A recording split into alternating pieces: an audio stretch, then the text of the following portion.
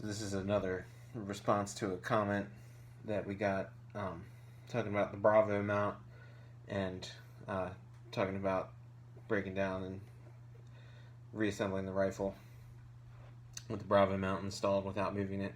And the geometry on the thing is excellent because it is like the perfect amount of space to take your rifle apart if you need to clean it or maintenance it, and then put the thing back together.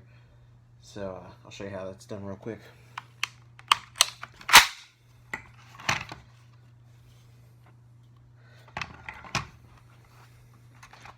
So the dust cover is the closest thing, but the recoil spring assembly comes right on out, and your bolt carrier will also actually come right out underneath the Bravo mount, and you can get in there really well and clean or fix anything you might need to.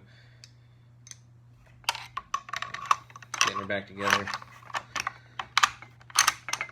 same thing in reverse order, but as you can see, everything goes right on under there. And like I said before, the dust cover is definitely the piece that takes the most finesse to get in and out of there. Sometimes you can just finagle it in there